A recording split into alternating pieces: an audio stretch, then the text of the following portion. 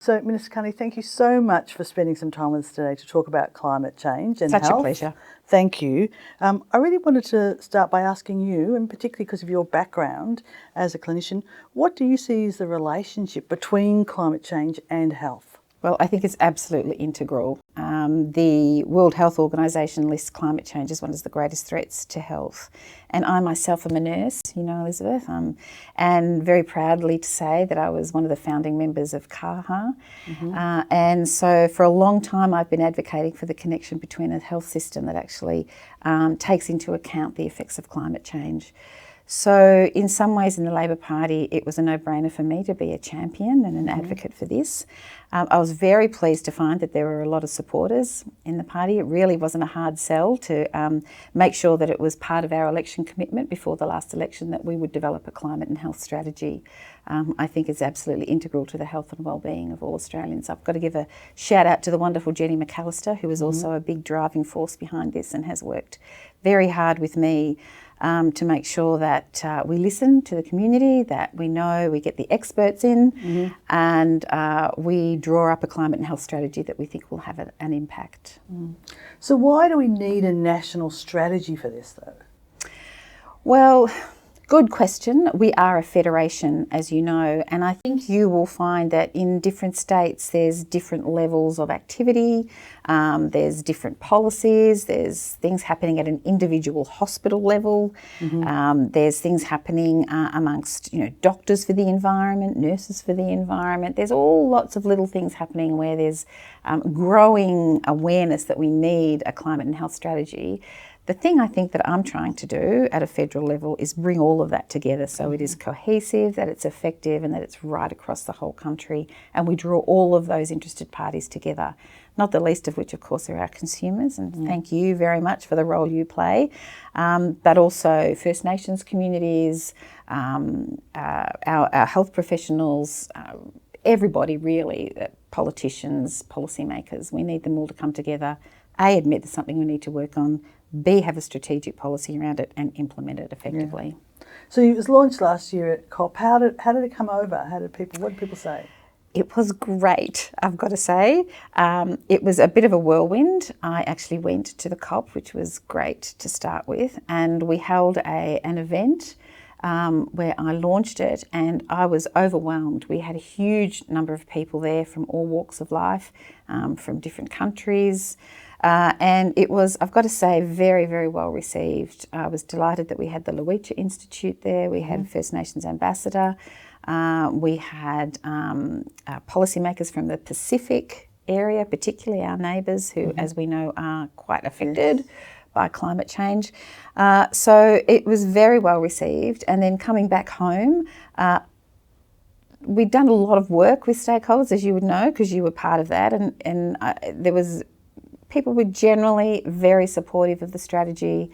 It's a good beginning. Yes. A good beginning, which is what I heard a lot of, but it's certainly comprehensive and I think covers all bases. So very well received back home as well. Yeah, that's terrific. So hot day today in Melbourne. Yeah. What's this summer taught you really about how we should be managing climate change and its impact on our health? Well, the strategy goes to 4 areas, and I think it's kind of helpful to bring that in at the moment. So the first thing, talking about heat waves, is to make sure that the health system is set up to deal with a climate changing environment, if you like. Does our system know how to deal with the health impacts of climate change? Heat waves, floods, tropical diseases moving south, anxiety about climate change. So what the strategy suggests on that score is that we do a vulnerability, capability and adaptation assessment. Lots of words in there, but basically we look at the system, is it fit for purpose in a climate changing world? So that's one of the things. The second thing, of course, is that the health system is a major emitter. So how do we decarbonise the health system? I think some reports say it's between 7 and 9% of all emissions comes from the health system, which is extraordinary. Yep. So we need to decarbonise. And there's lots of things happening right around the country on that score, from waste reduction to changing gases that we use to having electric vehicles, electric fleets. We've got lots of good examples around the world, which brings me to the third part of the strategy, which is international collaboration. So what are other countries doing? Are there global supply chain issues that we can look at? We signed up to the Alliance for Transformative Action on Climate Change at the COP, which I was terribly proud of. So that is a global alliance of people looking at this very issue. And of course, it's about working with our direct neighbours. I mentioned the Pacific in particular before. And then the last thing, which is something that I was very keen to get into the policy, and that is a health in all policies approach. Yep. So you know very well, you and I talk about all the time the social determinants of health. We need to make sure that housing is fit for service, can adapt to climate change.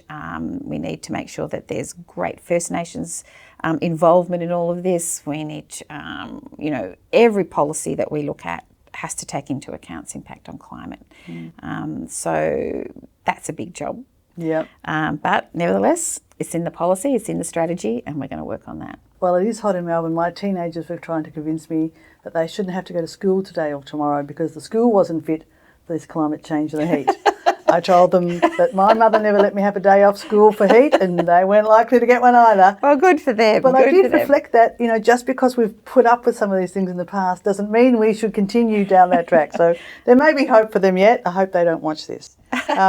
So you've talked about the strategy in its sections and really what it looks to the healthcare sector to do. What can consumers do? I mean, how do we manage our health given climate change?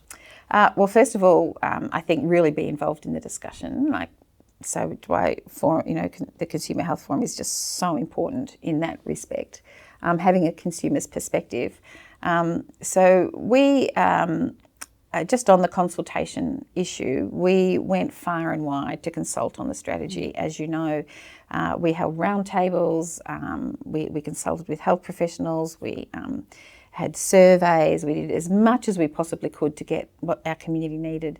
And it varied from things like you're saying, like what do we do in extreme heat events? What do you do if you're homeless? What do you do if you can't afford air conditioning, if your house isn't insulated? What do we actually do in that event? Right through to, mitigation, like how do we make sure our health system is not contributing to climate change? So that was important, having that voice there at the table. I think being aware that climate change can impact your health, very small things from making sure you cover up from mosquitoes, something as small as that, right through to making sure that you do seek out cool places when it's extra hot. If you know you're in a flood-prone area, know what to do, know who the services are, where you go for help, etc., etc. I think, there's lots of services out there. They're hard to find at the moment, I think. Do you think? Yeah. It's a bit hard for people to actually navigate that and to know what they can actually do about it. But it's a very good question. Maybe you're better to answer that one. What do you think? Well, I think that prevention is really important, health prevention. So reflecting on, you talked about, waste and things generated through health services. And what does it mean if we're actually doing a better job of keeping people well? What are the impacts for that, both in them better managing any climate change and the impact on health, and also reducing the waste, which can also lead to further climate change? How do you think taking a preventative approach keeps people well, reduces waste? Do you think that's important in thinking about how we manage the climate change health kind of connection? So sort of like act local, think global, that type of approach. Absolutely. We went to the Children's Hospital in Sydney this week, and they have an incredible waste management plan that involves patients, the community when they come into the hospital, and the staff. It's very complicated. I won't take you through it all, but how they've set it all up. But the point is that at the user end, it's very easy to know where to put each bit of your waste. They recycle, they keep stuff out of land waste, they reuse. They have a marketplace for nearly expired goods, and it's fascinating. So be aware of those sorts of programs, I think. Preventative healthcare is going to be huge in this, like planning ahead, looking after yourself, keeping as healthy as you possibly can. I think that's going to be really important. Yeah. And we talked about, you mentioned the social determinants of health. We can add perhaps commercial determinants too in terms of where healthcare is available. How do you think that your income level or your socioeconomic status will determine how and when and where, if you like, climate change hits you? Do you think that we all are impacted in the same way, or do you think for some people climate change is going to be more catastrophic? It's a good question. I think there's no doubt that for some people it's catastrophic. It's all about where you can afford to live. And often they are in the least protected areas. They might be in low-lying areas, for example. If you're in flood-prone areas, you may not be able to afford to insulate your house or keep your house cool. I think, absolutely, there are people that are more vulnerable than others. There are some aspects of climate change, of course, that affect everybody. Migration of tropical diseases and cyclones, etc. But definitely I think there's a socioeconomic impact that needs to be taken into account in the strategy. Yeah, so what would you say to people who perhaps are struggling with some of the issues you've just raised? What are the things maybe that are within their control that they could manage? Like I would say, what can you do to keep yourself healthy? Because the healthier you are, the better that you'll be able to manage this. But you might have some other ideas about how do you manage if your income can't be fixed overnight, what can you do? Well, the government's very aware of the cost of living pressures on households right now. And I think you and I were talking about before, it's really important for people to know, for example, if they reach the safety net on their medications, that from then on in it's free. You don't have to stop buying your medications. But the government, as you know, has introduced some wonderful measures very recently in the health space to help with cost of living. We've tripled the bulk billing incentives, so we've just seen some data to show that that has stopped the free fall in bulk billing rates, and in fact has increased fairly significantly in rural and regional areas, which is great news. We have the 2 monthly, the 2 scripts for the price of one. You don't have to go to the doctor every month or go to the pharmacist every month to get your script. You can get double scripts now. It might be 2 months, or it might be 6 months, or it might be a year, depending on how often you get a script. We have introduced hour-long sessions for GPs, so you can actually spend a bit more time at the doctor, and the doctors get remuneration for long consults. We have a raft of other cost of living measures. We just made sure that there's been a massive redistribution of wealth with our redesigning of the stage 3 tax cuts, so that more of that money goes to lower socioeconomic demographic. And then there's a raft of measures that cheaper childcare, cheaper energy bills. So the government is really focused on keeping particularly healthcare costs down as far as we possibly can. We're starting to see the benefits of that. The cheaper medicines, like we've had the first ever cut to the PBS, first ever. It's went from $42 to $30 to get a drug on the PBS. So we're really trying, and we're hoping that very soon people will start to feel those kick in around their cost of living pressures. Yeah, I mean, you can see the government making a lot of moves, but there's only so much within your control because there are also the commercial elements. Correct. So people talk about, particularly to us, the out-of-pocket costs, and these are often determined by whoever's running that clinical business.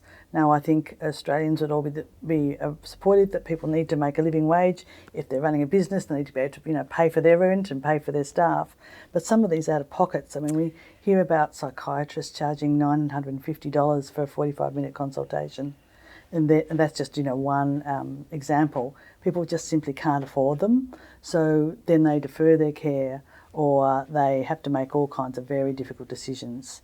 Does the government have any plans for helping to resolve somehow these commercial issues? Yeah, they're hard issues to tackle, and a lot of it, I think, is the way historically the health system's been funded federally.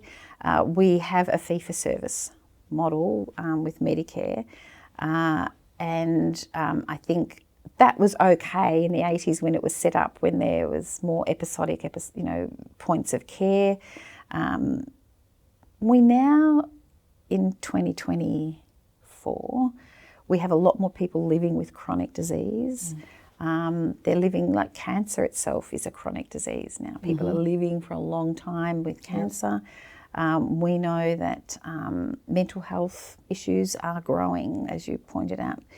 So we are looking at how we fund the health system. For example, we brought in My Medicare, which is it's a way to sort of block fund a primary health care provider to care for someone with a chronic disease. So you get block funding. It takes away that type of episodic care. They still get their episodic MBS item number for every visit, but we're trying to encourage a change in how the system works by I guess, as I said, block funding to get away from that fee-for-service care. So we're hoping that will encourage people to stay well. You talked about preventative health, so that they will be able to go, they know that they can go to the doctor more often, that the doctor knows their situation. They'll have a regular GP or mental health nurse or nurse practitioner, whoever's allied health professional, whoever's in that primary health care facility. Hopefully they won't end up in hospital. Nobody wants to go to hospital, but it's also the most expensive point of our healthcare system is the tertiary health system. So we're working on it. I think there's a lot we can learn, and you spoke in the beginning about particular groups and our First Nations group and the work that's done in the Aboriginal controlled health sector. Correct. And how, in effect, they already have My Medicare with salaried GPs and a lot of services available free of charge to community. Feels like there's a lot we can learn from that as we apply our My Medicare into the kind of mainstream services. That's absolutely true, and it works beautifully in that sector. And that certainly is the kind of model that we are trying to encourage. But also,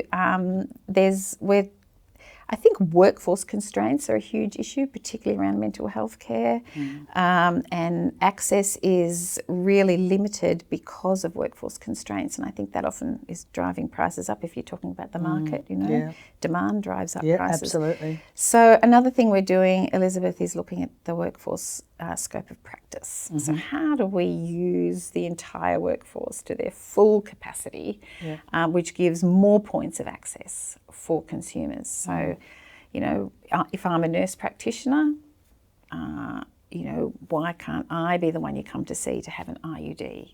Or why can't I be the one you come to see to have your wound cared for? Or, if I'm a nurse practitioner and I can do all these things in my scope of practice, you should be able to come to me. So we're looking at